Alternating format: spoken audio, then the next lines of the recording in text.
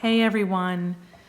Okay, so I get tons of email, and I try to address all of these questions in my program, the Suzanne Venker Show. So if you are a listener of the Suzanne Venker Show, you likely know that every couple of weeks I sort of answer a whole bunch of questions at once in a Q&A with me.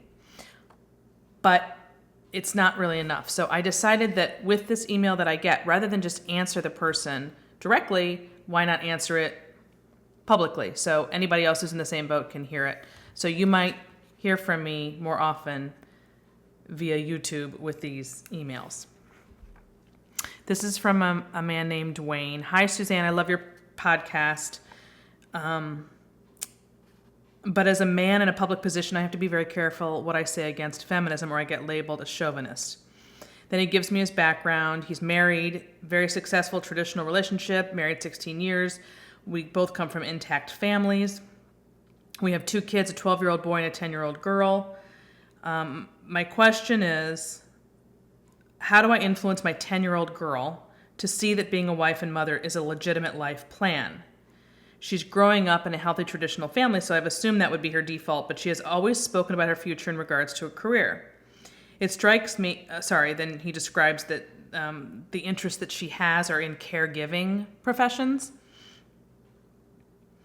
And then he says, it strikes me that these career paths reflect a very maternal instinct, but yet the messaging from the world is, what are you going to be when you grow up and you need a career, which seems to have made her feel that she needs to express these caring skills in a career. On a separate, I'm going to come back to the second part later. Hold on.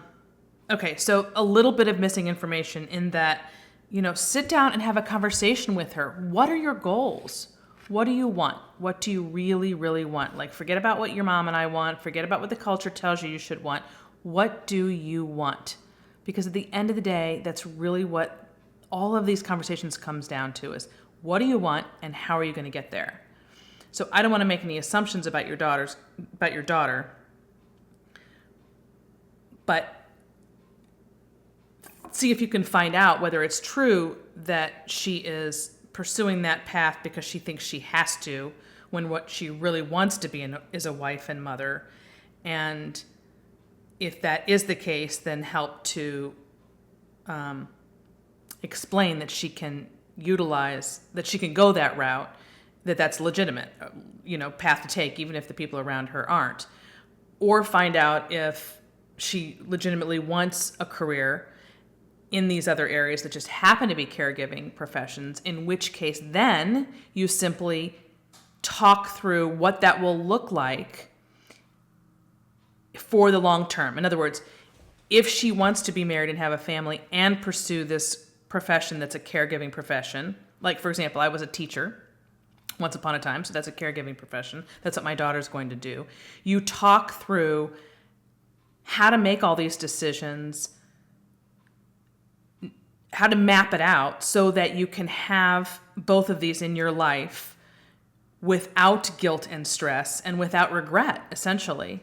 So one of the great things about caregiving professions is that some of them, depending on which one we're talking about, tend to be more flexible, and you can move in and out of them more easily by taking time off to raise kids and then get back in, or to pull back and work part-time and not work at all for a few years or whatever. There's just all these different options with those types of professions, which is one of the reasons, by the way, women did traditionally choose those professions.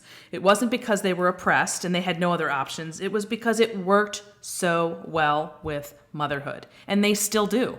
They still do. Now, if you have fewer children than women did in the past, let's say you're going to have 2 instead of 5, then that will change the trajectory in terms of how many do you have, and when you're going to be able to pull back and then re-enter the workforce, so to speak. So this is an opportunity to sort of open things up to your daughters, since I'm talking to hopefully more than one parent, about a completely different way to map out her life than the one the culture has her believing she has to do, which is career, and there's nothing else in life. And fortunately for you all, and I actually didn't even mean this to be a plug for my book, but seriously, fortunately for you all, I did just come out with a book that helps women do exactly that.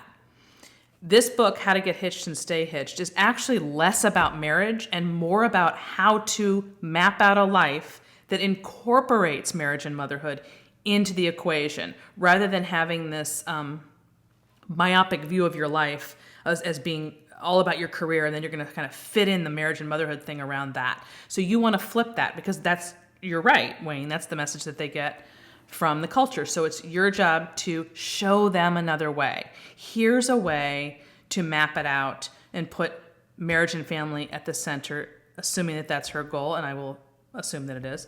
And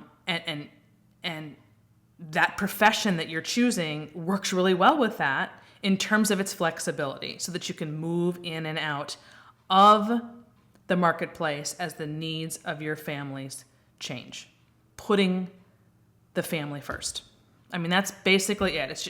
That's what parents need to do, is to just counteract that message from the culture with a different one. And fortunately, I've given people a map to do that. So if you have any questions about how to go about that, that's exactly why I wrote this book. So I'm so glad you asked. You also said, on a separate note, in episode 126, you said that millennials were the first generation to believe that a wife staying home was not pulling her weight. As a millennial, I have to disagree with that. My mom was a stay-at-home mom and got a lot of pushback for it. Later, when my brother and I were teenagers and older, many of those women looked down on her for not having a career and came to her begging her for advice on how to fix their kids. They wanted a family like hers, and instead they had a disaster. Our generation has certainly accepted the feminist dogma, but so had my parents' generation, the boomers.